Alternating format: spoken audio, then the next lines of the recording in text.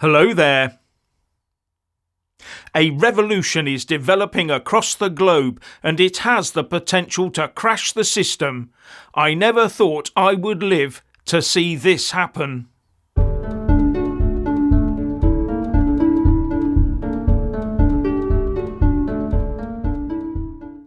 We are probably witnessing the first ever global revolution in response to a global takeover by an evil, autocratic, self-proclaimed elite class.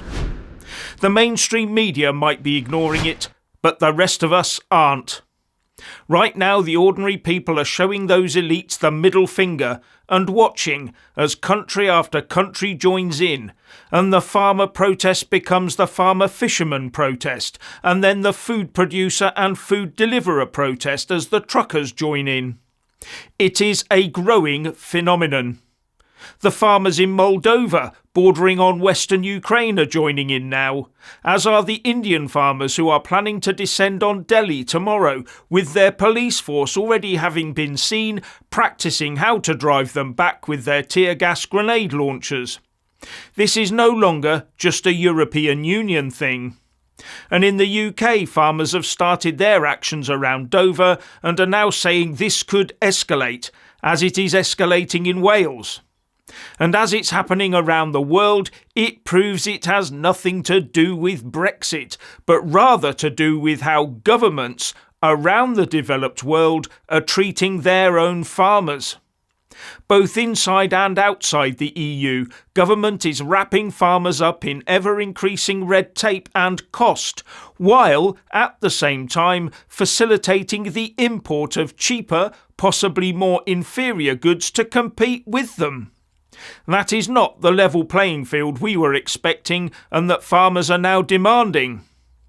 But people are getting wise to this and the farmers are fighting back, quite successfully, as Brussels, for example, has walked back on some of its red tape.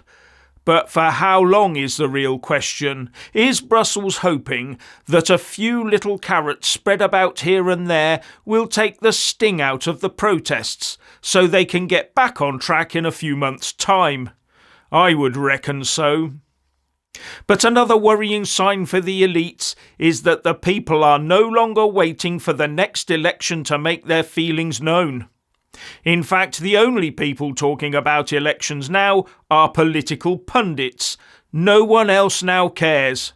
They've seen through the control mechanism that the ballot box has become.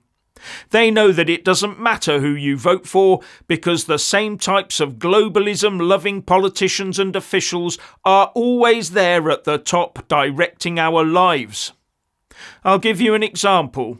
Right now in the UK we are gearing up for two by-elections this Thursday, one in Kingswood and one in Wellingborough.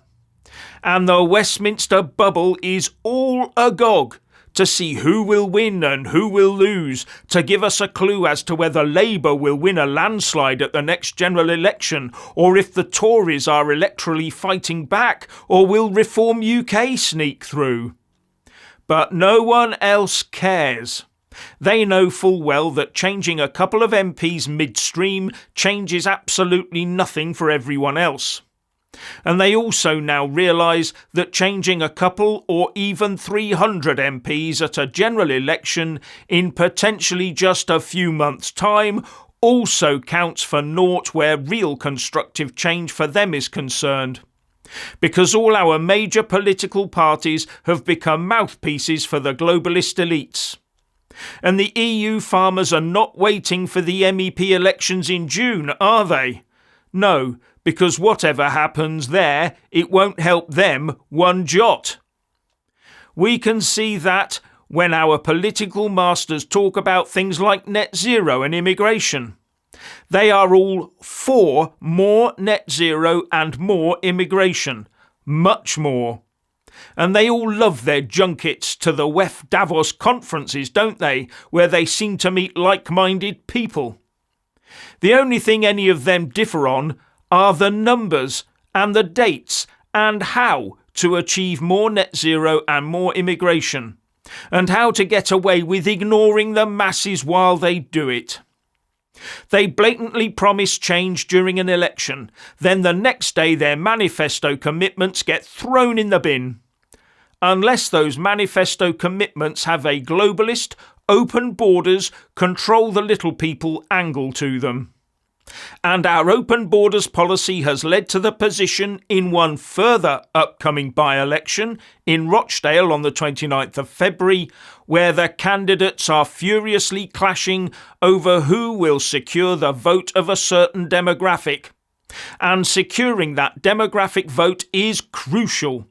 But securing that vote all seems to hinge on each candidate's approach to the Gaza situation and not on any domestic policies.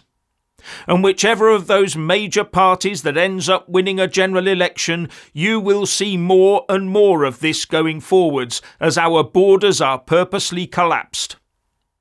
The needs and concerns of ordinary UK people are more and more being thrown under the bus to cater for increasing minorities as they grow, in the end to potentially become the majority.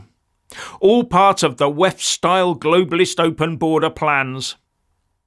Now, Brexit was meant to be a mini political revolution for the UK. That buzz was definitely in the air. But when the little people won, the elites quickly swung into action and did their level best to reverse it, all aided and abetted by the reams of pro-EU elected politicians, unelected lords and appointed civil service mandarins. And in doing so, they were the ones that did so much damage to our future success. They were the ones that forced Northern Ireland to be split from the rest of the UK, for example. You must understand that these people will stop at nothing as they continue their grinding down of the little proles to form their new ultra-communist world order. Well, communist for us, but dynastic for our controllers and masters who hold the levers of power. Just look at the way the likes of Schwab, Gates and Blair can straddle the world and tell us how to live our lives. Now, the very fact that farmers across the world were ignited into action in the space of a few short weeks shows that the elite's plans to destroy agriculture were affecting everyone equally across the world through their local national governments in the same way at the same time. This therefore can only have been top-down driven, with our governments obeying instructions from some or other more powerful body. So you do have to wonder what they have on some of our leaders, don't you? And right now our governments are all, in unison, about to hand over the control of our healthcare and record systems, as well as medical response protocols, to the World Health Organization, under the guise of a pandemic treaty. More centralised control, where in the end local lockdowns could be ordered for climate reasons, using the excuse that climate change is affecting our health. At every political juncture, the intention is to further centralise power and money, whether it be via the European Union or the United Nations or the Council of Europe with its European Convention on the human rights of everyone else but not us.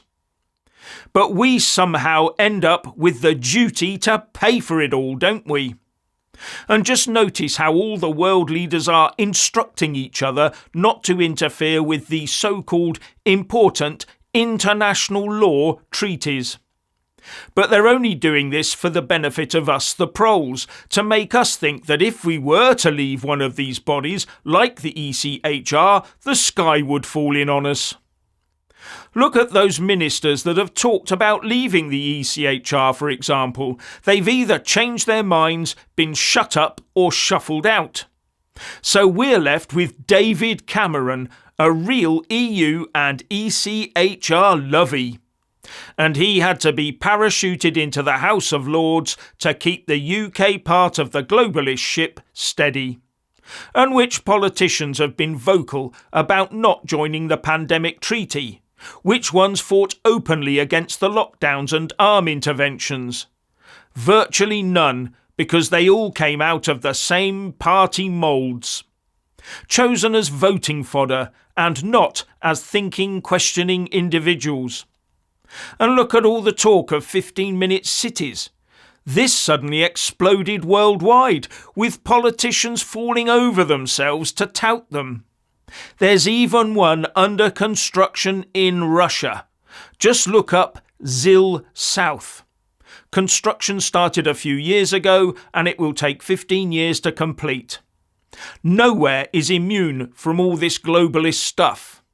Well, not while we, the little people, stand idly by. And while we stand idly by, our food supplies are being cut off at the knees, while the elites try to convince us that eating meat and dairy is bad for the planet and bad for us, and that eating insects and factory-manufactured chemical foods are the only healthy option. But you can bet your bottom dollar that the elites will still be eating grass-fed beef steak well after the time we're tucking into our grasshopper bread.